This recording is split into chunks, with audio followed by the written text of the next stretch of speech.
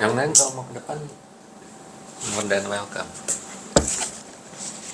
Baik, pada hari ini, ya, Assalamualaikum warahmatullahi wabarakatuh. Selamat pagi. Jadi pada pagi hari ini saya mau share pengetahuan yang saya dapat waktu di Vietnam. Banyak sih pengetahuannya, cuman ini harus berseri, nggak bisa dalam satu kali. Nah, saya pilihkan pertama nih topik tentang the safe route to pregnancy. Karena endometriosis seringkali kita ngomong masalah pain, tapi ini merupakan hal yang sering kita perlu perhatikan, ya. Oke, what is the safe route to pregnancy? Oke, slide. Ya, kita tahu bahwa endometriosis ini hanya pembuka aja ya, 10% dari reproductive age. Jadi kalau kita estimasi di dunia secara global 190 juta. Jadi saya yakin kalau kita hanya main di endometriosis saja, saya pikir pasiennya banyak. Cuma masalahnya sekarang, ya, pasien itu nggak tahu mau kemana, ya. Dan kemudian kadang-kala pasien juga nggak tahu kalau dia menderita endometriosis. Ini juga parah, ya. Dan kita tahu semua, saya udah sering kali ngomong bahwa this is a chronic disease. So the plan adalah untuk menghadapi sebuah kondisi yang berjalan secara kronik.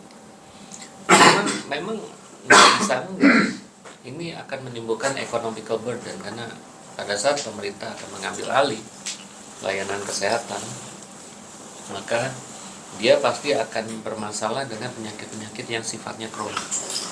Nah, pengobatannya jangka panjang. Nah, ini yang sekarang kita nih belum fight ya untuk menyatakan bahwa endometriosis is chronic disease. Ya. Dan endometriosis jelas kita tahu semua ada dua simptom yang paling banyak membawa orang untuk datang mencari pertolongan, which is pain atau infertility. Oke, slide. Nah, ini bisa kita lihat data ini bagus ya. Data yang mereka kumpulkan, jadi mereka melihat di Google bagaimana tren untuk mencari informasi terkait dengan endometriosis dari tahun ke tahun. Jelas trennya sangat tinggi, ya. Dan kalau kita lihat area yang paling banyak mencari masalah endometriosis itu yang warna biru itu, ya, termasuk Indonesia, ya. Jadi bisa kita lihat literacy tentang endometriosis Indonesia nggak jelek-jelek banget sebenarnya. Asia nggak terlalu ya, in general. In general, makanya saya juga kaget juga lihat mapping ini. Artinya, tapi agak bahagia juga melihat Indonesia ya literasinya cukup baik. Oke. Nah, sekarang kalau kita bicara tentang apa sih mekanisme gangguan fertility pada endometriosis, jadi kalau kita lihat ada paling nggak 3 hal yang bisa kita coba asosiasikan. Pertama tentu adalah environment. Ya, environment kenapa? Karena ada lesi endometriosis, ya, sesuai definisi endometriosis adalah ditemukannya jaringan endometrial-like structure di luar dari uterine cavity. Dan kita tahu semua apa konsekuensinya dengan keberadaan endometrial-like structure di peritoneal cavity. Maka pasti akan memicu terjadinya reaksi inflamasi. Ya, dan kita tahu bahwa salah satu teori terkait dengan survival dari endometriotic lesion adalah akibat adanya disfungsi pada sel-sel imun. Ya, dalam hal ini bisa kita lihat ya, yang paling sekarang banyak disorot adalah terkaitnya phenotype dari macrophages dari M1 menjadi M2, ya, dan kemudian konsekuensi dari reaksi inflamasi berupa lepasnya pro-inflammatory cytokines, kita kemarin sudah bahas yang berkaitan dengan pain. Lalu kemudian ovarium. Nah, ovarium ini kita terus terang banyak overestimasi. Kalau saya selesai mendengarkan kuliah ini kelihatannya kita sangat overestimasi. Kita selalu berpikir bahwa dengan the worst environment, maka numbers of oocyte, quality of oocyte will reduce. Ini adalah pandangan kita nih, yang sering kita lihat. Dan memang pada faktanya juga kita bisa melihat bahwa numbers of oocyte retrieval, terus kemudian gonadotropin dosage juga kelihatannya cukup tinggi dibandingkan dengan kasus-kasus yang lain. Jadi kita berpikir bahwa ini ada hubungannya dengan quantity dan quality. Nah, ini nanti kita lihat faktanya. Nah, ini yang paling sering kita lupakan, ya, yaitu uterine factor. Kita merasa sudah kepedean, pokoknya angkat kista, reseksi adenomyosis, lalu kemudian angkat DIE, maka semua artinya udah beres. Apa betul? Karena at the end of the day, meskipun kalian melakukan ART, ternyata kita akan berhadapan dengan apa? Endometrial factor. Ya. Dan kita tahu siapa yang mengakibatkan endometriosis, ya endometrium itu sendiri. Jadi memang kita udah dari awal udah berhadapan dengan endometrium yang sakit, bukan endometrium yang normal. Ya.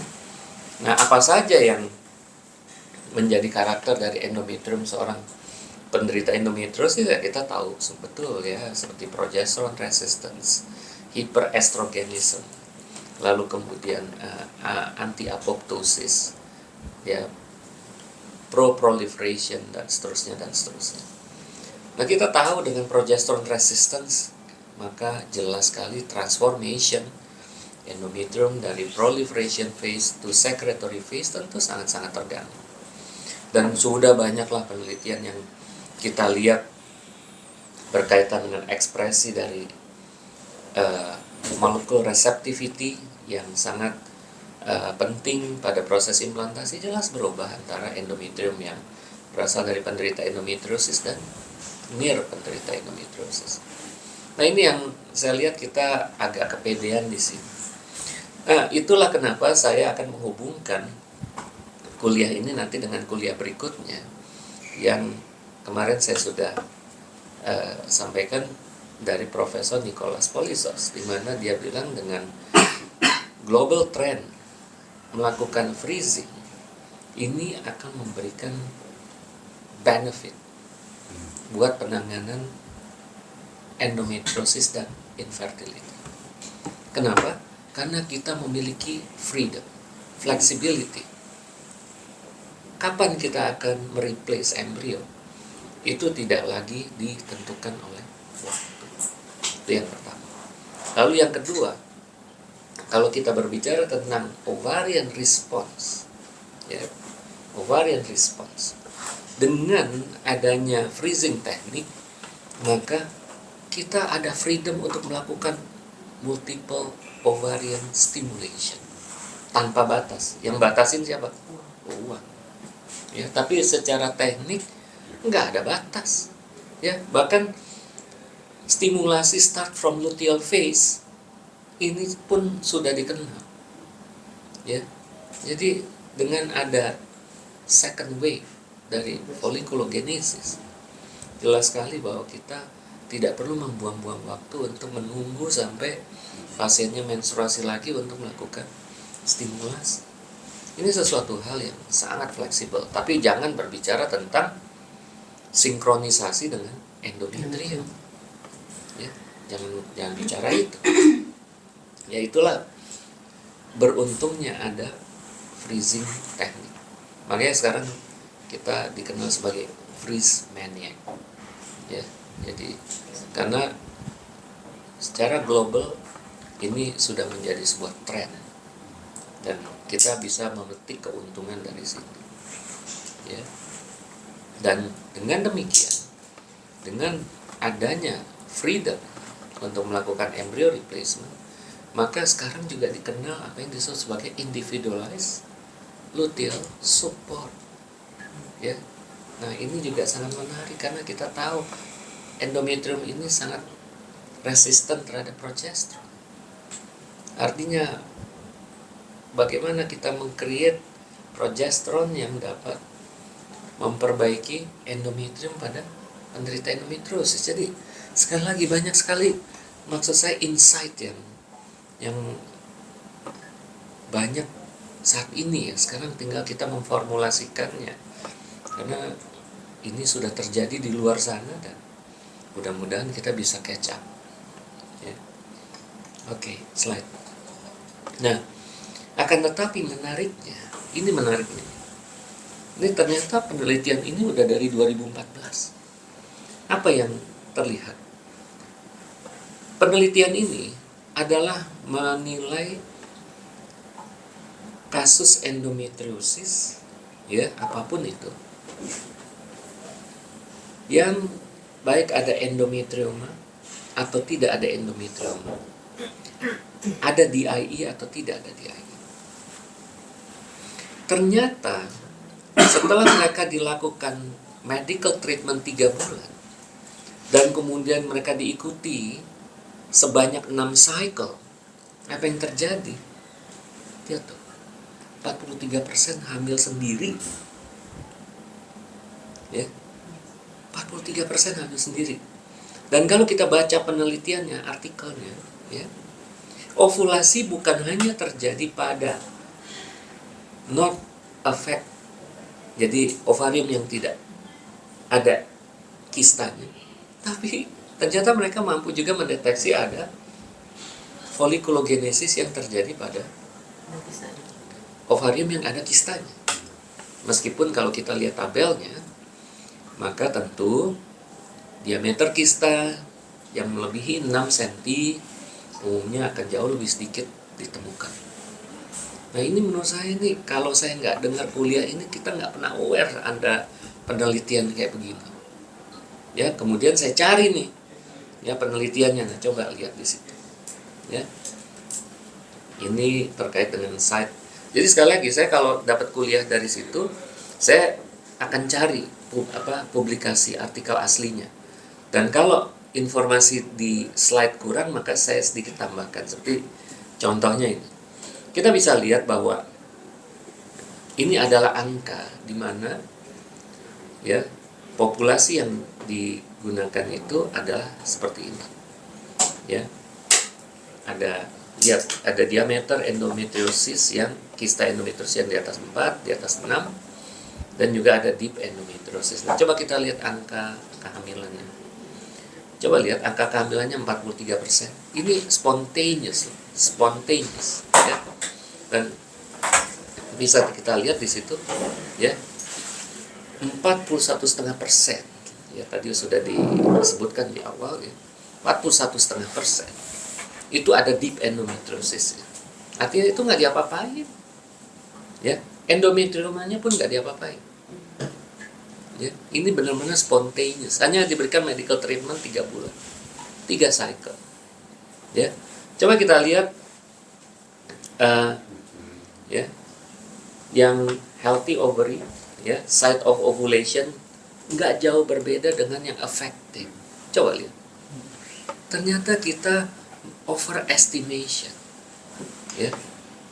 Nah, jadi ini jadi berpikir ya, saya kalau saya dapat pasien yang fresh, misalnya endometriosis, dan kalau misalnya sudah kita lakukan workup, kenapa saya nggak melakukan dulu medical treatment 3 cycle dan kemudian kita coba kasih waktu. Ya. Dia bilang 6 cycle. 6 cycle 43% hamil sendiri. Artinya dari penelitian ini kita mendapatkan sebuah pelajaran bahwa kemungkinan dalam hal ini kan kita nggak ngutak-ngatik deep endometriosisnya, kita nggak ngutak-ngatik endometriumnya, kita nggak ngutak-ngatik ovariumnya. Artinya yang diperbaiki dengan medical treatment 3 cycle itu apanya?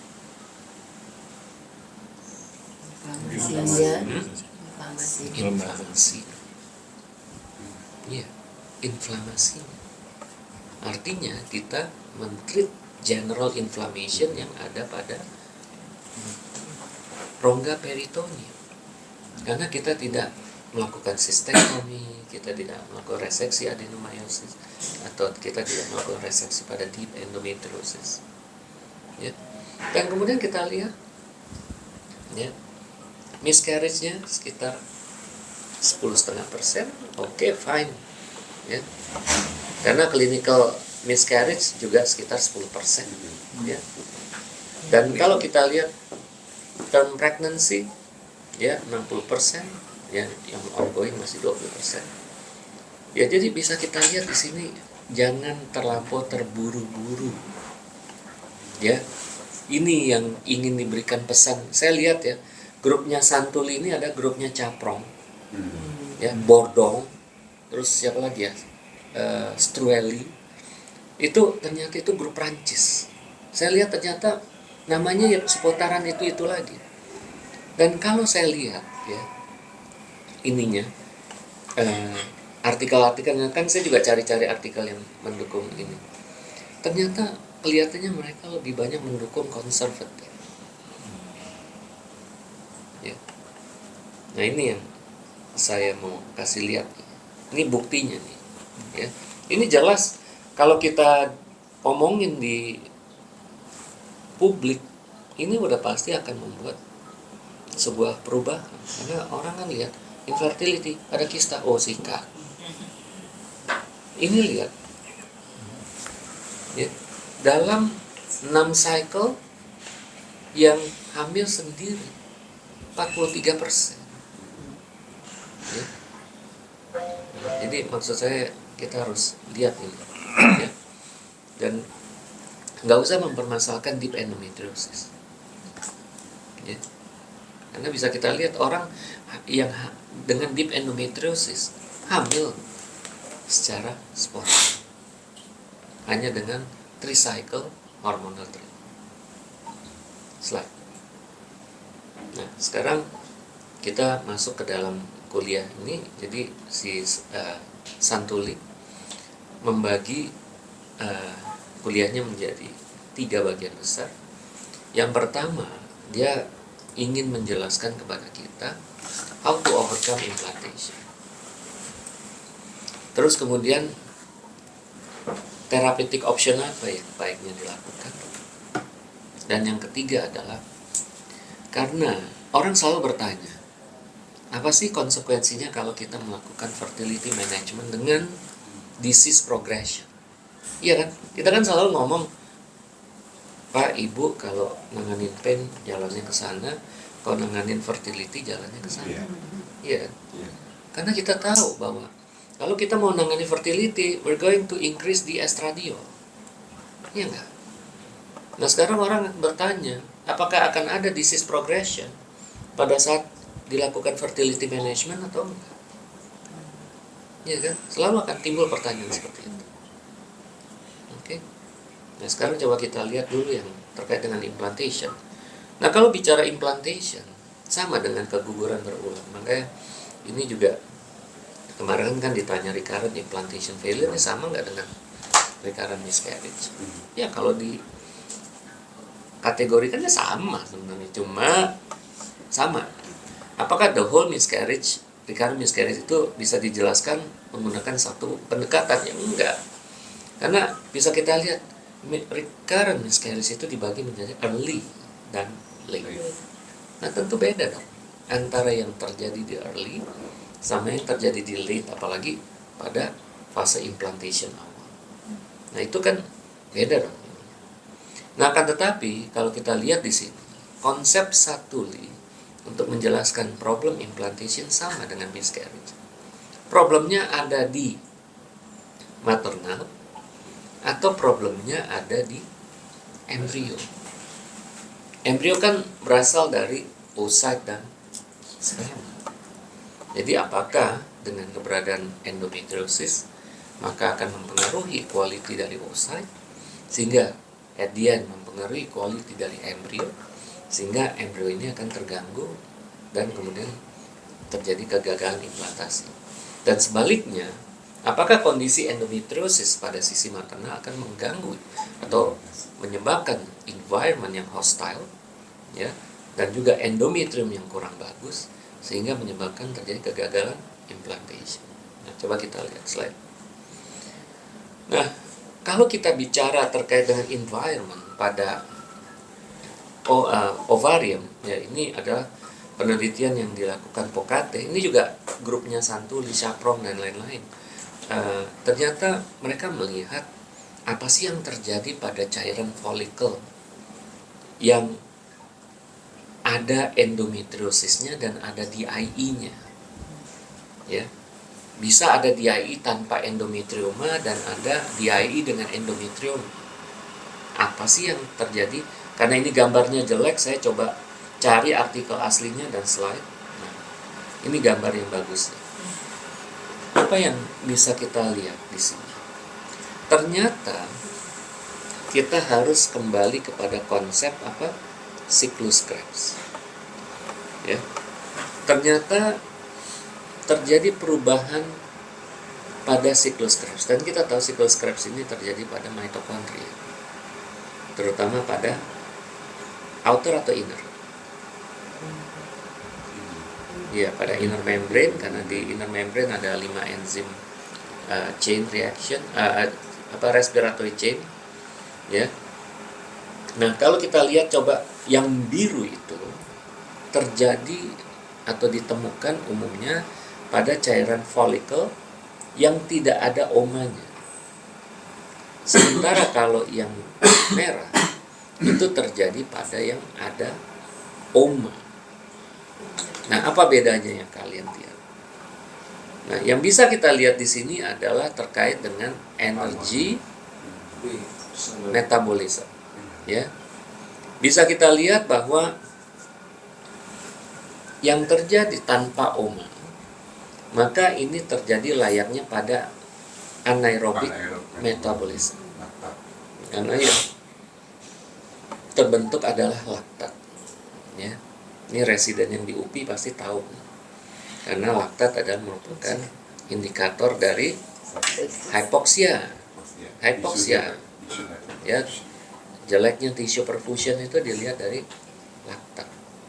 Nah, akan tetapi kalau ada oma, ya, kalau ada oma, maka ternyata energinya bukan dari glukosa, tapi energinya berasal dari lipolisis, sehingga akan lebih banyak terbentuk keton bodies dibandingkan dengan laktat. Nah, hal ini memperlihatkan bahwa memang ada sebuah perbedaan metabolisme energi antara yang ada oma dan yang tanpa oma.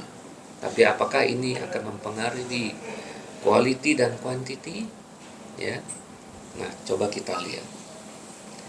Nah, kalau kita bicara quality embrio, pasti dia datang dari oocyte atau datang dari gamet. Nah, tapi penelitian ini jelas memperlihatkan there is nothing wrong with the embryo quality. Karena bisa kita lihat di sini, ini adalah penelitian yang dilakukan pada kasus ERT dengan endometriosis, dan kemudian mereka melakukan pre-implantation genetic studies. Dan coba kita lihat range aneuploidy antara usia 35 tahun terus ke sana. Antara yang endometriosis patient dan general IVF population. Lihat, tidak ada perbedaan sama sekali. Ya, ini juga memberikan kepada kita sebuah pelajaran. Apakah kita harus rutin melakukan PGT pada kasus IVF yang berasal dari pasien endometriosis? Karena kalau kita lihat dibandingkan dengan general population, kayaknya nggak ngaruh tuh. Artinya kalau kita lihat hasilnya dari sini, maka kita bisa dengan confident menyatakan bahwa quality oocyte kelihatannya tidak terganggu. Ya. Boleh agak sanggahan dikit kan? Silakan. Kalau menurut saya mungkin kalau dari ini kan kita udah di PGT nih dok, berarti sudah mencapai tahap blastosis. Tapi mungkin mesti nggak tahu apa ada paper lain, nanti coba saya cari juga. Yang nggak nyampe blastosis dok, yang hanya poor quality atau unfertilized, atau yang mungkin mandek sampai hanya di decrease sehingga tidak bisa di PGT. Karena kalau memang misalnya sudah mencapai tahap 11 dosis kan memang kita juga pengalaman kita dia ada sedikit, Dia sudah diseleksi kan? sudah seleksi dan sudah ada sedikit kemampuan dia untuk mengkoreksi minor genetic abnormalities pada blastosis tuh. Sedangkan yang sebelumnya nih ada nggak yang mungkin kayak bottom of the iceberg-nya yang nggak nyampe, mungkin masih ada apple to apple dari situ juga tuh. Bisa, nanti coba dicari aja ya. Tapi at least kita bisa apresiasi lah Ya. ini sebuah penelitian yang luar biasa yang belum tentu kita juga bisa lakukan ya. Artinya dari sini kita bisa lihat bahwa artinya dia juga bercerita bahwa untuk mencapai blastosis ini juga nggak berbeda antara yang endometriosis dan non endometriosis. Oke, slide berikutnya. Nah, kemudian ini dibandingkan lagi keberhasilan kehamilan antara yang autologous dengan donor, ya, baik menggunakan frozen maupun fresh, ya. Jadi karena ada saja pasien endometriosis yang nggak pede misalnya menggunakan oocyte-nya, maka kemudian mereka menggunakan oocyte donor dengan harapan bahwa kalau dia menggunakan oocyte donor maka pasti artinya dia mengovercome kemungkinan terjadinya gangguan quality pada oocyte yang dia miliki. Tapi boleh kita lihat di sini, ya, live birth rate-nya semua almost not significant. Jadi bisa kita lihat bahwa di sini quality dari oocyte penderita endometriosis itu ternyata cukup baik. Ya, bahkan comparable dengan oocyte donor. Ini luar biasa nih. Ya. Jadi ya kita bisa lihat bahwa tidak ada masalah dengan oocyte quality. Ya, slide. Nah, terus kemudian tentu orang bertanya, apakah jangan-jangan ini akibat quantity? Karena kan kemungkinan keberadaan adanya endometrium atau adanya inflammatory condition ini dapat menurunkan atau mempercepat deplesi dari ovarian reserve. Nah, coba kita lihat penelitian ini. Ternyata tidak ada perbedaan yang cukup bermakna in terms of ovarian reserve. Ya. Ini belum diapa-apain ya pasiennya. Dia datang dalam keadaan superficial endometriosis atau ada OMA atau deep endometriosis. Ternyata AMH-nya comparable dengan orang normal. Ya. Jadi artinya nih lihat populasinya 700 loh. Jadi cukup kuat nih. Ya. Nah, slide. Akan tetapi apa yang jelas dapat mempengaruhi ovarian reserve ternyata adalah previous OMA surgery. Jelas, ya. Jadi bisa kita lihat, ya, kalau ada endometriosis superficial kan nggak dilakukan apa-apa kan. Ya kan kalau OMA biasanya dilakukan operasi, DIE juga biasanya ada OMA maka dioperasi. Ternyata yang menyebabkan turunnya AMH pada penderita endometriosis adalah OMA surgery. Dan bisa kita lihat rasionya 3 kali. Ya. Nah, jadi ini benar-benar kita harus melihat atau menyampaikan bahwa tolong dong jangan terlampau liberal dalam melakukan tindakan OMA surgery. Ya. Karena ini jelas faktor yang paling menentukan atau mempengaruhi AMH atau ovarian reserve. Jelas bukan kondisi endometriosis tapi surgery. Semua jenisnya. Ini kan, ya, bisa kita lihat. Slide. Nah, terus kita bisa lihat di sini perbandingan antara even dengan presence ada OMA di sini, presence of OMA, tapi dia nggak diapa-apain. Ya. Dengan presence of OMA, tapi dengan history surgery for OMA, maka bisa kita lihat responnya 2,4 kali lipat. Ya. 2,4 kali lipat. Jadi ini sekali lagi harus kita pastikan. Nanti saya kasih lihat gambarnya karena dia ngasih lihat film waktu dia melakukan ovum pickup, Dengan Oma. seputarannya ada folikel, di tengahnya ada endometrium. Ditembus-tembusin aja tuh endometriumnya. Gila juga. Kena fungsi. Dikena fungsinya. Tembus bocor nggak dok? Enggak. Misalnya nggak keluar dok. Infeksinya. Tapi kemudian, nah nanti kan ada infeksi kan, nanti dia kasih lihat angka infeksinya. Oke, ya, slide. Nah, jadi kalau kita lihat phenotype dari endometriosis sama sekali tidak mempengaruhi implantation rate. Mau DIE, mau OMA, mau superficial. Ya, tadinya kan kita pikir nih implantation rate-nya yang buruk ya. Ternyata enggak. Ya.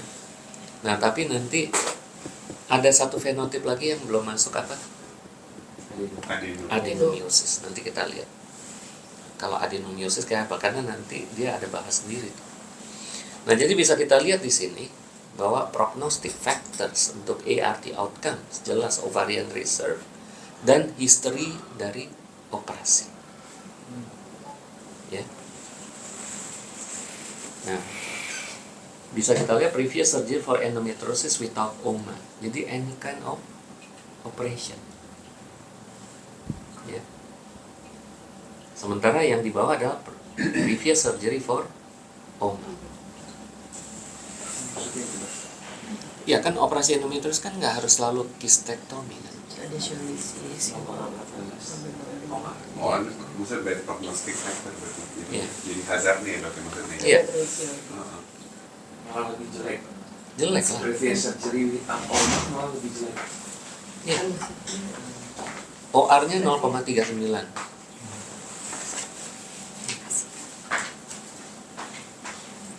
Mesti lihat surgery-nya apakah Ya nanti silakan cari itunya itu kan di American Journal of Obstetrics and Gynecology. Slide. Nah, adenomyosis keluar kan? Nah, coba kita lihat. Adenomyosis jelas jelek. Coba lihat. Kalau kita lihat dari Kaplan-Meiernya, ya, dari survival table analysis ya, baik siklus pertama, kedua, ketiga, keempat, ya, kita bisa lihat adenomyosis di bawah, ya. Meskipun kita lihat dengan diulang-ulangnya siklus, maka angka keberhasilan akan jauh lebih tinggi. Tapi kalau kita lihat ya dari perbandingan tanpa adenomyosis jelas. Jadi live birth rate pada adenomyosis jelas jelek. Jelas jelek. Ya. Dan sejak ini saya sekarang akan menambahkan keterangan di ultrasonografi terkait dengan perbedaan adenomyosis eksterna dan interna. Tahu nggak bedanya? Jarak sama jarak. outer atau inner endometrium. Jadi artinya kalau misalnya adenomyosis ini menjebol yang zone atau inner myometrium, udah jelas kemungkinan fertility-nya jauh lebih buruk daripada yang outer myometrium. Ya. Oke, slide. Nah, jadi untuk bagian pertama ini ada kesimpulannya, ya.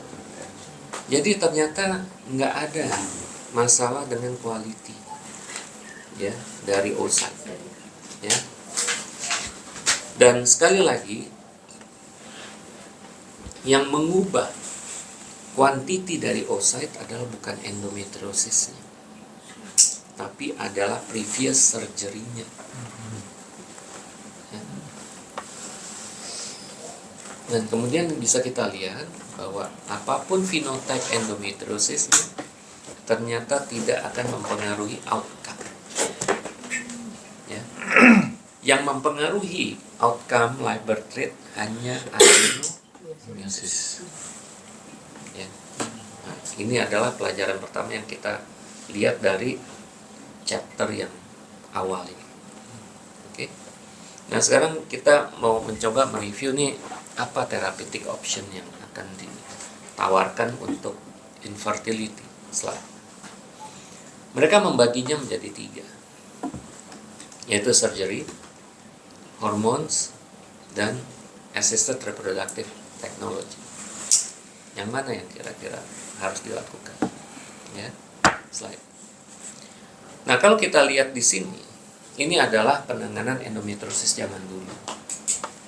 Ya, tapi zaman sekarang pun masih banyak yang melakukan. Pada saat ditemukan adanya endometriosis, langsung pasien dilakukan tindakan surgical.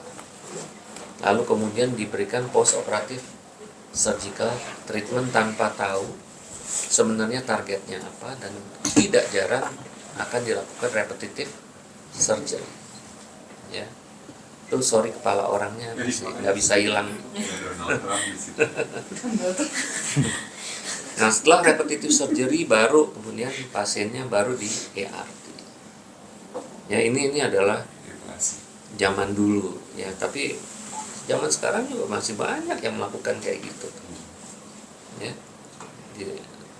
Nah, terus ini adalah data yang dikumpulkan oleh Bordeaux. Kita lihat nih publikasinya 2024. Saya masih belum dapat akses ke artikel aslinya. Ya. Dan kita bisa lihat di sini ya angka pembedahan yang dilakukan itu. Ya, ada yang sampai repetisi sampai di atas 4 kali, bayangkan. Dan bisa kita lihat surgery masih mendominasi penanganan endometriosis sampai 62%. Ya, dan laparoskopi sekarang menjadi surgical procedure yang dominan pada kasus endometriosis.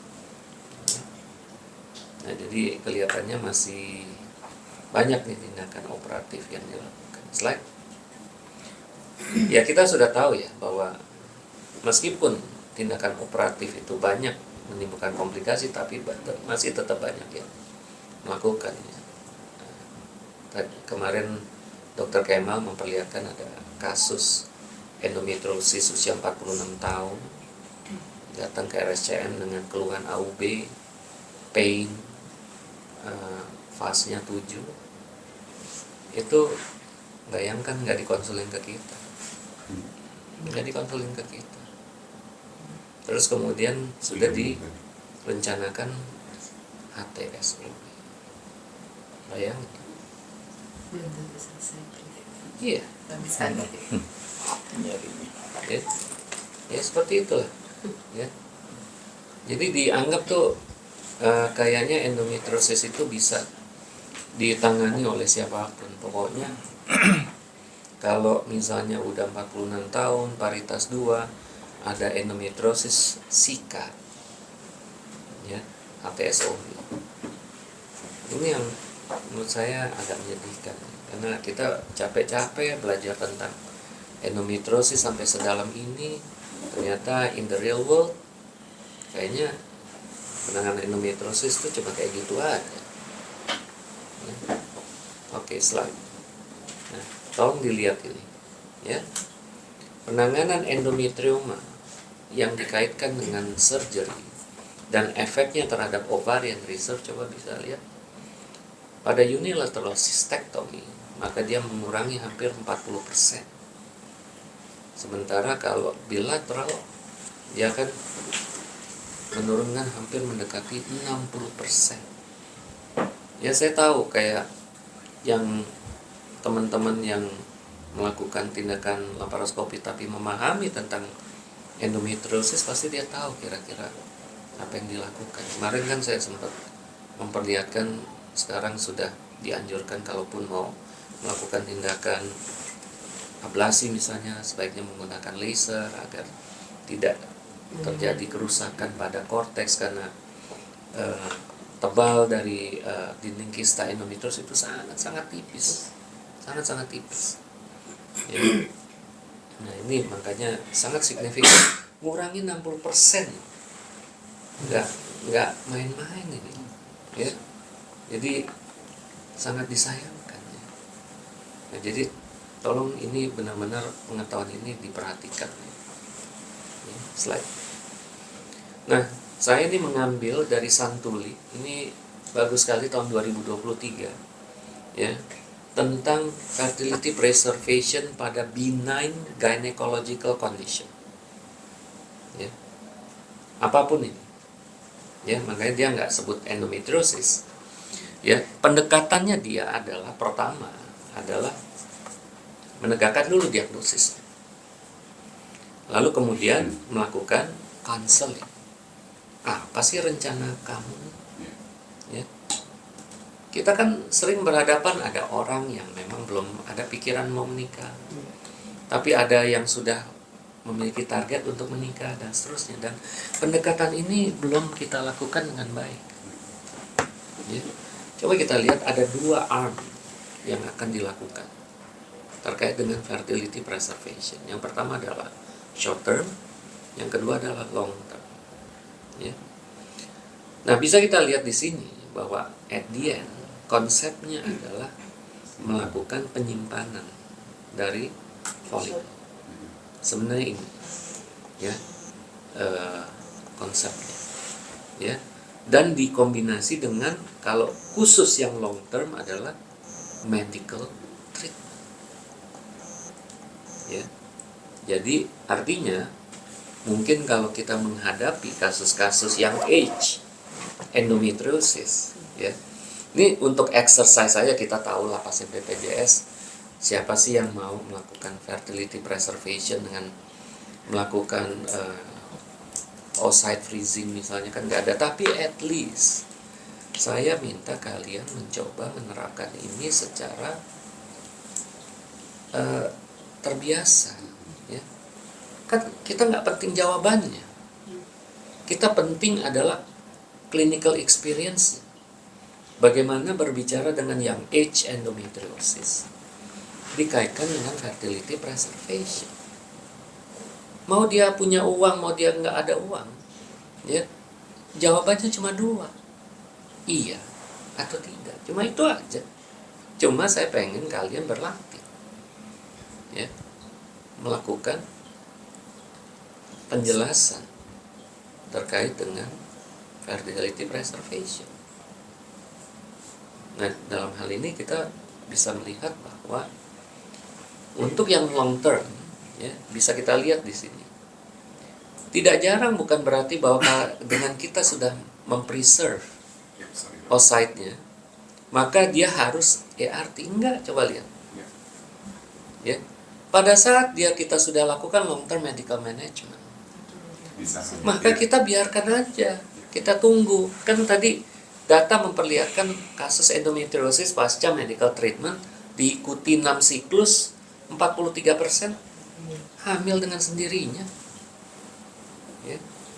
Jadi artinya kalau sampai 6 cycle dia sudah tidak ada, ya, hasilnya positif, ya baru kita gunakan freezing embrio tadi, atau freezing oocyte tadi. Nah, maksudnya itu loh. Ini kan sebuah fenomena yang baru yang mulai harus kita pahami. Ini jangan sampai orang Singapura udah lakukan, kita nggak tahu. Di sana pasien-pasien endometriosis kita ternyata ditawarkan hal-hal seperti ini dan kita belum siap. Ya. Jadi yang praktek-praktek di rumah sakit top-top yang pasiennya uangnya nggak ada seri, ya, misalnya kayak di Jambi gitu, nah, itu tolong ditanyakan. Dekat ke Singapura, bro. Iya, tolong ditanyakan. Udah mulai mau rumah sakit insentif Loh. Telurnya sebenarnya di kulkas sama ibu. Sana juragan cengkeh, juragan ayo apa? habis. Salah satu isunya kalau kita bicara sama perempuan Indonesia kan, Ya. masalah Teknik teknik ya. kopu yang Iya. merawat himen itu loh. Mhm. Are you sure? It is- Are you sure sekarang hal itu matters buat mereka? for some yes, Yes. for some yes, tapi tergantung edukasinya sih kalau pengalaman saya. Enggak, terus terang ya. Nih, tapi saya nggak bisa menggeneralisasi. Saya seringkali amazed waktu praktek. Ya, ini karena lokasi. Saya nggak memberikan stigma. Tapi yang jelas di Jakarta Selatan itu kayaknya kalau saya mau USG transrektal mereka bilang nggak apa-apa dok transvaginal. Ya, saya kan nggak bisa nanya pernah atau enggaknya. Nggak nanya lah, orang dia bilang suruh transvaginal gimana? Ngapain mau nanya? Jadi kita bisa melihat generasi sekarang itu kayaknya enteng aja gitu. Nggak tahu generasinya Ferry.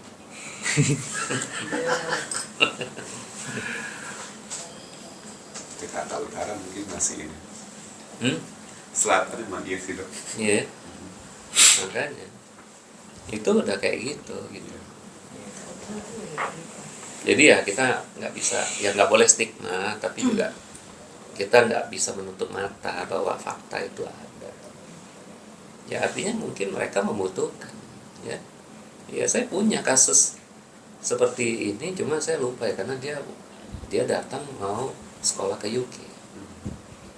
Kasihan banget, umur early 20, big adenomyosis, bilateral endometrium.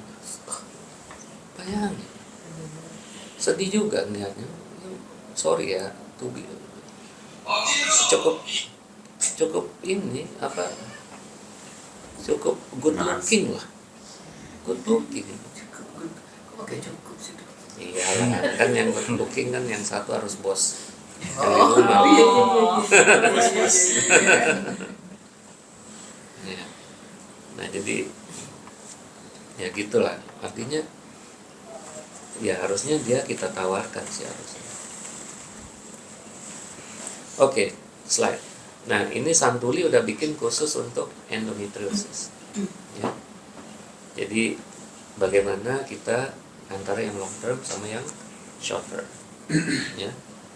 Jadi yang fertility preservation, terus kemudian medical treatment, ya kalau yang long term, ya seperti biasa, setelah kita freezing, kita berikan progestin treatment, nah terus kemudian kita lihat nih, apakah dia akan coba untuk, apakah dia harus menjalani tindakan pembedahan untuk sebelum tindakan embryo replacement, atau dia cukup lakukan langsung embryo replacement dan seterusnya. Ya.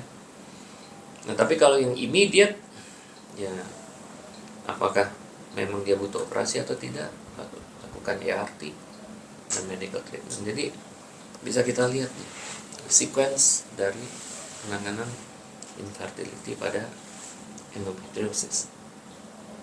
Oke, slide. Nah, tapi bisa kita lihat nih, saya ambil langsung dari artikel aslinya di RBMO 2021. Ya. Jadi lihat women's age values-nya negatif, kalau artinya dia makin bertambah maka ini makin ini. IMH level makin tinggi ya, pasti makin bagus. Nah, sekali lagi previous surgery. Ini negative impact. Ya. Negative impact. Jadi makanya pada yang gadis-gadis muda dengan penderita endometriosis, kita kayaknya jangan buru-buru lah, ya. Jangan buru-buru, konservatif saja. ya. Slide. Nah jadi kira-kira therapeutic optionnya mana? Surgery, ERT, ya. Slide. Nah bisa kita lihat di sini antara yang riwayat endometrial remove dengan even ada endometriomanya, ya clinical pregnancy rate-nya tidak terlampau, memang berbeda. Jadi artinya ngapain diri,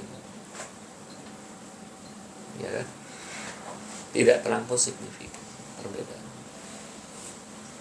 Slide. Dan kalau kita menggunakan Kaplan-Meier, artinya dengan survival table analysis, bisa kita lihat ya, live birth jauh lebih baik pada tanpa previous surgery. Ya. Slide. Nah, kalau kita melihat meta-analisis ya antara impact surgery dengan IVF outcome, awalnya agak misleading karena terlihat tidak bermakna. Tapi ternyata dari hasil meta-analisis ini ada banyak studi dengan bias yang tinggi. Ya. Dan kemudian setelah mereka reanalysis, studi-studi yang memiliki bias yang tinggi ini di-exclude. Ternyata dia gesernya kemana? Ke no surgery. Ya. Jadi ada banyak penelitian, ini memang bahaya nih meta-meta analisis kayak gini. Karena kalau dia memasukkan banyak studi-studi yang biasnya sangat tinggi, ya, sangat mempengaruhi hasil. Sangat. Ya. Nah, ini bisa kita lihat dia sangat hati-hati. Ya. Oke. Jadi kelihatannya surgery agak dicoret dalam hal ini, tapi bukan berarti dicoret secara absolut ya, karena kan kita juga tahu ada indikasi-indikasi tertentu. Seperti contohnya misalnya kita mau melakukan ovum backup sulit, ya aksesnya sulit, ya, terpaksa. Ya. Oke, slide. Nah, penggunaan hormon semua pasti paham. Saya tidak akan membahas terlampau jauh. Pasti akan mempengaruhi ovulasi. Jadi semua terapi hormon pada endometriosis pasti mengganggu conception, semua tahu. Slide. Akan tetapi kalau kita lihat bahwa semakin panjang terapi, maka jelas bahwa simptom akan makin baik. Nah, ini yang harus selalu kita tekankan sama pasien. Ya, jangan baru 1 bulan belum apa-apa udah ngeluh terus kita bilang, udahlah kita lihat data ini. Ya, lihat. Ya. Dibutuhkan berapa hari atau berapa minggu sampai kita lihat visual analog scale itu turun secara signifikan. Ya. Ya. 12 minggu. Ya, 12 minggu. 8 udah mulai kelihatan. Iya. 8 ke 12.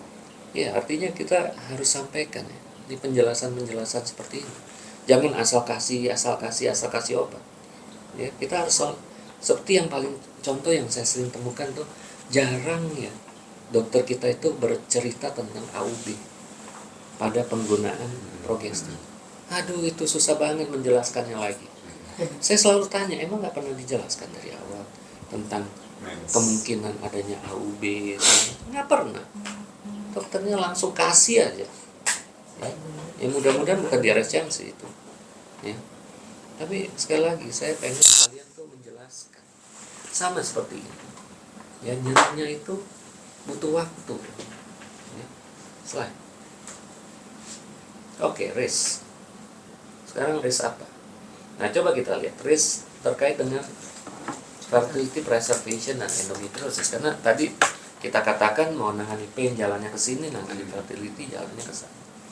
Nah, ini ada beberapa isu, pain increase, progresivitas lesi, large endometrioma dan infection. Slide. Nah, coba kita lihat, orang selalu menyatakan bahwa apakah kalau seorang pasien menjalani katakanlah tindakan untuk ovarian IVF kan diawali dengan synchronization, stimulation dan oocyte retrieval. Apakah akan mempengaruhi angka nyeri? Ya. Nah, bisa kita lihat di sini ternyata pada saat dilakukan sinkronisasi, visual analog scale juga akan turun. Akan tetapi sangat berpotensi pada saat mulai stimulasi, kita tahu estradiol mulai naik. Nah, maka visual analog scale juga akan mulai bisa berpotensi naik, meskipun kita lihat di situ dia tidak akan kembali ke baseline-nya. Coba kita lihat, baseline-nya kan tinggi, tapi kita bisa lihat bahwa baseline-nya tidak akan tercapai lagi. Jadi artinya kita juga harus menjelaskan pada pasien yang menjalani IVF bahwa tidak akan terjadi lagi fase yang seperti semula pada saat menjalani program IVF, mulai dari synchronization sampai stimulation. Slide. Nah, di sini saya tambahkan grafnya, ya. Bisa kita lihat perbandingan antara orang yang tidak dalam kondisi endometriosis, ya, gimana total fast score-nya selama baseline jelas sudah berbeda, synchronization, stimulation, dan post retrieval. Ya, bisa kita lihat. Slide. Sinkronisasi itu kan berapa? Synchronization ini kan seperti misalnya kita memberikan COCP Oh, yes. untuk Pre-treatment. semuanya kan berada di starting line up yang sama, ya, antara endometrium, ya, atau kita membuat dia menstruasi dulu. Nah, ini yang menarik nih dalam pemilihan trigger ovulasi atau final maturation, apakah HCG atau agonis. Ternyata kalau kita memberikan triggernya agonis, ternyata risiko untuk terjadinya nyeri jauh lebih kecil daripada HCG. Kenapa? Karena kita pernah dikasih lihat trigger pada agonis sama HCG beda ya kurvanya. Kurva pada HCG lebih Lebih panjang. panjang. Ya.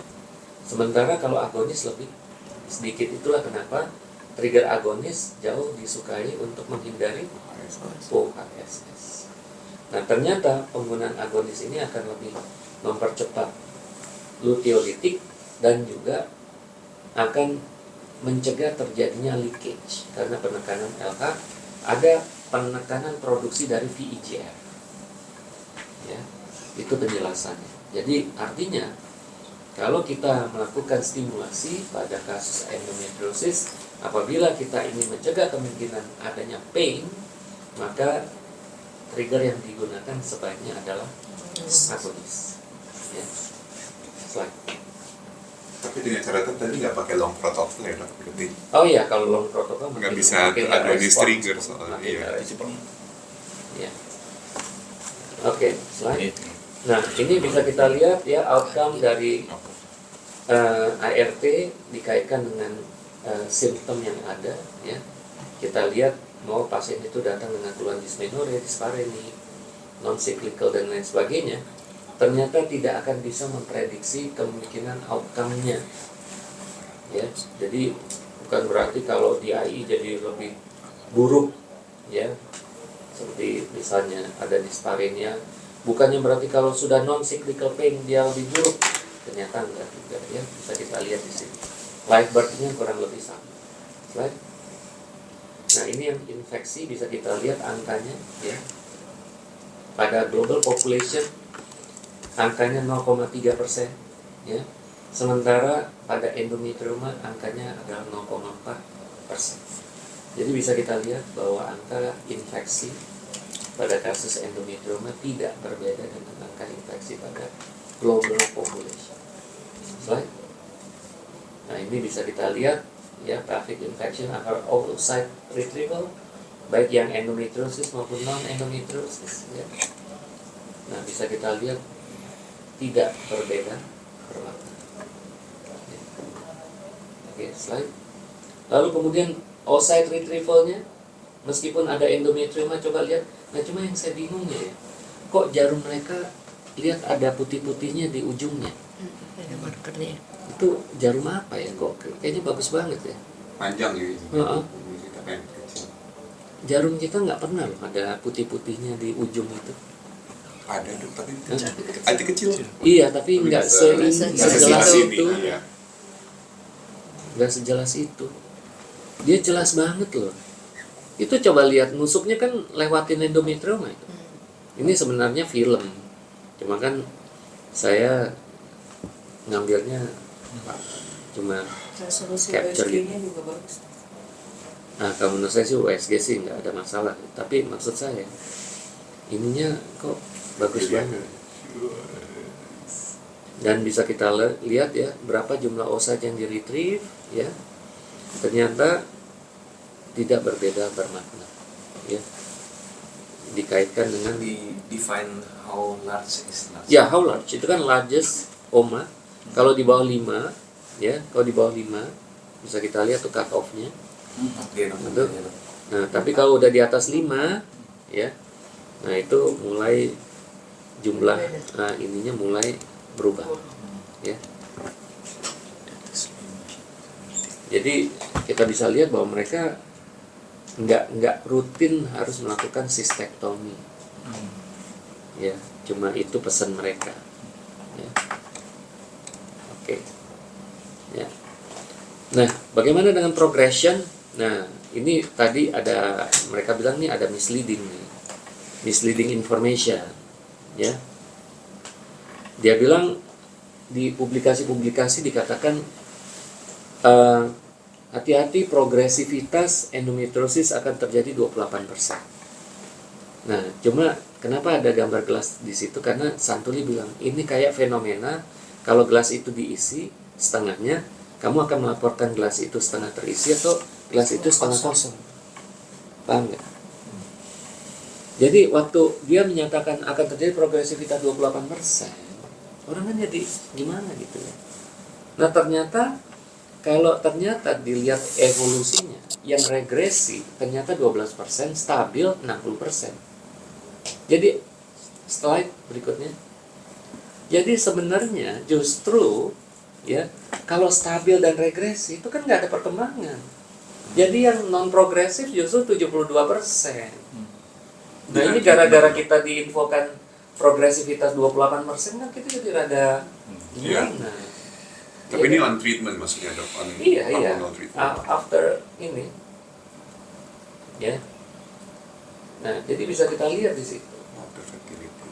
Ya. Oke. Nah, ini bisa kita lihat apa sih faktor yang akan mencegah progresivity?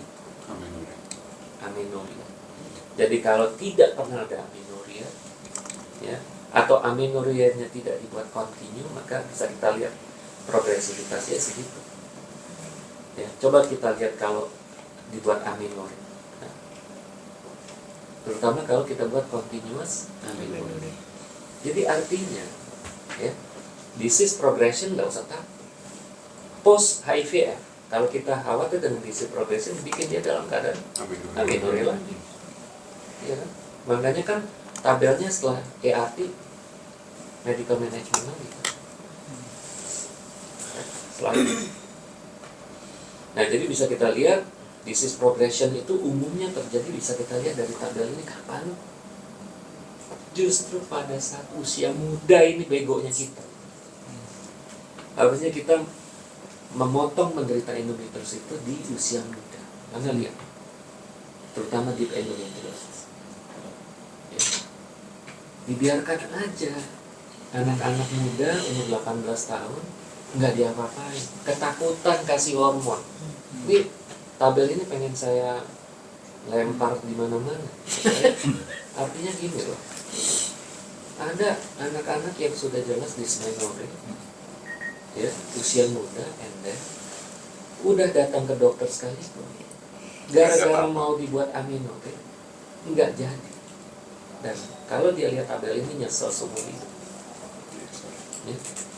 Bisa kita lihat, ya, deep endometriosis adalah merupakan final dari disease progression. Jadi bodoh banget kalau sampai ada penderita endometriosis sampai nyampe ke deep endometriosis. Jadi lu nggak open dengan itunya, penyakitnya, gitu loh.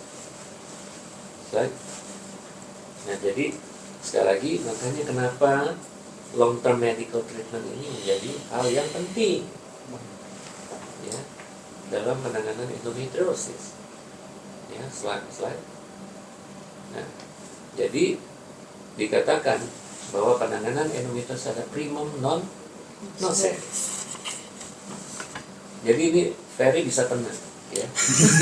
Surgery boleh, ya, tapi not for fertility, tapi for persistent pain management. Silakan, ya. Tapi dengan catatan persistent pain management setelah dilakukan terapi hormonal yang optimal, ya. Kurang mas. Itu loh maksudnya. Nah, Ya, jadi sekali lagi penanganannya adalah ART untuk infertility. Ya, slide sudah mau selesai. Ya, slide. Ya, jadi ingat ya bahwa penanganan IVF itu ya even konservatif sekalipun itu angka keberhasilannya masih cukup baik, ya masih very satisfactory, ya. Dan jangan lupa kita mulai melakukan fertility preservation. Slide. Jadi ini take home message-nya. Sekali lagi, ART play important role. Avoidance surgery combined with medical treatment, karena tadi ya data-data jelas menyatakan bahwa itu baik sekali. Dan outside fertilization ini menjadi pilihan sekarang. Jadi kita harus mulai membiasakan diri untuk menawarkan pada kasus-kasus seperti ini. Slide. Tidak ada kekhawatiran untuk munculnya pain symptom pada saat ovarian stimulation. Nah, jangan khawatir terjadinya disease progression akibat ART, karena kita tahu apabila post ART kita buat continuous amenorrhea, maka kita bisa mengendalikan disease progression. Risiko infeksi sangat rendah. Nah, tapi aspirasi kadang-kala boleh dikonsider untuk large endometrium, karena tadi data menyatakan kalau ukuran kista udah di atas 5 cm, maka numbers of oocyte retrieval akan turun. Ya. Oke, jadi sekali lagi, ya, ini adalah pilihan terapinya, ya. Tapi sekali lagi surgery benar-benar atas indikasi yang sangat kuat. Dan slide, dia bilang tetap jangan lupa, karena even surgery itu diperuntukkan untuk pain management, tapi optimalkan dulu terapi painnya. Dan dia bilang multidisciplinary approach, ya, multidisciplinary approach. Udah, kayaknya sih itu aja. Dia nggak menjadi, saya agak yakin banyak pertanyaan tentang berapa severity dari endometriosis. Iya. ASRM-nya minimal masih disertifikasi ya kayaknya. Dia nggak sampai ke sana, karena dia menghindari untuk tindakan Surgery. Pre-evaluate apa sih? FV pre. Dia nggak bicara Nggak bicara itu. PFI sama sekali, karena kan dia tidak melihat, dia hanya lihat Karena kalau phenotype. di define large endometriomanya aja 5 cm udah di define large. Kita ya memang waktu kita lihat di ST juga endometrioma itu biasanya kan dipakai antara 3 atau 4 cm sudah di define sebagai big endometrioma. Sebenarnya sih bukan istilah big atau ininya, tapi ini berkaitan dengan akses dan juga numbers of oocyte retrieval. Iya. Dok, saya dapat baik dulu. Silakan. Dok, kan kalau kita lihat di morfologi oocyte pasien dengan endometriosis atau endometrioma, itu kan secara morfologi kan berbeda ya dok. Sedangkan kan kalau lihat studi-studi yang dia pakai, kan dia bilang bahwa nggak ada perbedaan antara oocyte quality antara endometriosis dan non endometriosis. Padahal kalau saya pernah baca itu morfologi selain dia bentuknya dia lebih lonjong, dia juga zona pellucidanya lebih keras. Jadi mungkin itu tadi yang berhubungan sama pertanyaan Daryl itu dok, yang belum ada studi yang maksudnya Mungkin melihat karena di perlakuannya sama, karena mungkin mereka melakukan excision, jadi mereka mengoverkan kemungkinan tidak terjadinya spontaneous fertilization. Kan zaman sekarang kan semua juga nggak endometriosis pun dilakukan excision. Terus kemudian kan kalau tadi kita lihat dari apa itu diagram tadi itu dok, kalau yang kita preservasi itu sebelum treatment berarti artinya yang Ya, ada usia muda. Oh, yang progression. Benign ya, Progression. yang tadi itu kan kita tawarkan bahwa pada usia muda ini nih, ya ini dok. Ini ya. Bentar, bisa, ya ini. Ini kan berarti kan sebelum treatment kita kasih apa-apa Iya, kan iya, dok, iya, kita iya. udah freezing oocyte-nya. Iya. Artinya dengan kondisi misalnya dia ada endometriosis atau endometriomanya yang nggak besar itu tadi, dengan kondisi morfologi yang seperti itu kan artinya. Iya, Dok. iya.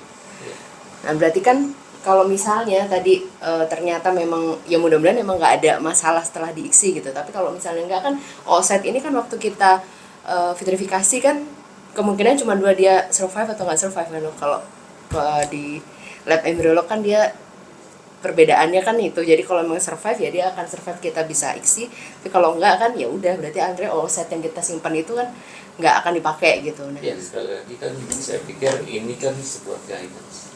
Artinya final decision will belongs to clinician. Jadi artinya kita mau lihat apakah saya nggak perlu melakukan cis aspiration sebelum itu menurut saya ya clinical judgment. maksudnya apa Kalau nggak di menurut treatment income, dulu gitu. Accessibility-nya dan lain sebagainya. Nah, itu tapi yang jelas ya dalam hal ini kita ada sebuah step yang namanya oocyte vitrification. Nah, untuk mendapatkan the best oocyte vitrification ya silakan. Itu adalah ini judgment dari masing-masing. Apakah mau men-treat dulu, mau melakukan cis aspiration dulu, menurut saya itu clinical judgment. Ya. Nah, yang jelas ininya dulu konsep, ininya dulu. Iya, saya sebenarnya concern juga tadi terkait dengan Mbak Intan sih dok. Saya mau sharing aja dari kasus kemarin. Endometriosisnya bilateral sampai 7 cm, yang kan satu 7 cm, satu sekitar 5 cm, dan aksesnya sangat sulit karena naik ke atas korpus belakang. Yang satu lagi kelihatan folikelnya pas di bawah ujungnya omanya itu, jadi kita putuskan untuk drainase saja. Lalu saya langsung ultralong protokol dok. Waktu itu FAB pre-surgery aja cuma kelihatan 2 atau 3. Tapi setelah ultralong bisa dapat bagus sekali nggak kelihatan, terus dapat folikel 11, oocyte 11 yang kita opu. Sayangnya kualitasnya nggak gitu bagus dok, dan moderate, cuma dapat 4 embrio moderate quality. Itu pun akhirnya diputuskan untuk stop di day 3. Maka tadi untuk terkait dengan quality-nya sendiri, sebetulnya bagaimana sih peran dari damage yang hemosiderin ini kan nggak bisa kita ini juga dok ya. Di satu sisi kita medical treatment, tapi hemosiderin ini kan masih ada juga di situ gitu. Yang udah berjalan lama, ada nggak dok upaya supaya iya, karena kan iron deposit juga Ya, damage juga ya. Ada session terkait dengan itu sih, cuma kayaknya di kuliah dia yang berikutnya. Ini kan baru konsep tentang safe journey-nya. Nanti bagaimana ERT-nya kayaknya di kuliah dia yang satu lagi. Karena di satu sisi kita nggak surgery, nggak medical nggak long term treatment, nggak surgery, tapi ini si iron deposit ini kan juga di satu sisi juga damage juga gitu dong. Ya, meskipun ya. dia nggak Tapi inflamasi. Kan iron itu kan sudah terdeposit, tapi kita tidak akan menambah dengan membiarkan dia untuk ngisi bereksplorasi lagi. Iya. Ya paling enggak itu yang bisa kita lakukan.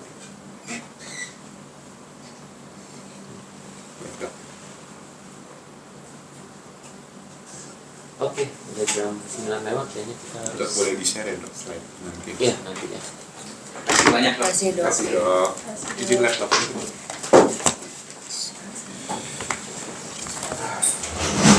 Tetap drainase. Dia tetap drainase sih. Konsepnya Dr. Lucky itu ya pas kemarin di PIV galak sama endometriosis yang lain, tapi sangat sayang sama oma gitu. Sangat sayang.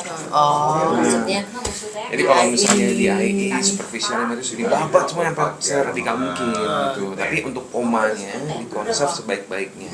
omanya seminimal mungkin. Omanya minimal manipulation. Jadi drainage terus pakai Surgicel, mau laser, mau apa. Phasing dulu yang itu. Ablasi. Nah, nanti mau mulai lagi aku mau Soalnya ganti emang protokol. kenyataannya emang kadang-kadang dia kan dia nggak sebut tuh fertilization rate-nya kan dia nggak sebut. Dia sama-sama di ICSI kalau nggak fertilisasi ya sama aja. Soalnya Terus kan ini kenyataannya gitu. triple fertilization rate. Nah, ini dia nggak sebut. Selanjutnya aku coba sih, belum tahu. Jadi ya nggak belum.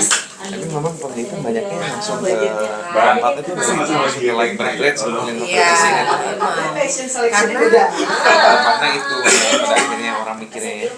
padahal kan kita kalau misal berhadapan sama pasien, kalau kita nggak dapat embrio yang bagus ya gimana mau sampai boro-boro sampai blastosis. Ini loh pas dapat call 11 Udah ini ya, udah optimis ya, padahal 11 ya. Itu AMK-nya berapa ya? 2. Oh bagus ya AMK-nya. masih lumayan, tapi aksesnya susah. Kan bagus dari tanggal ini maksudnya kan kita mau Saya ada satu pasien nona dok mau Sesuai dengan keadaan adenomyosis, unilateral endometriosis, AMH-nya 0,6, umur 37 tahun. Gimana caranya?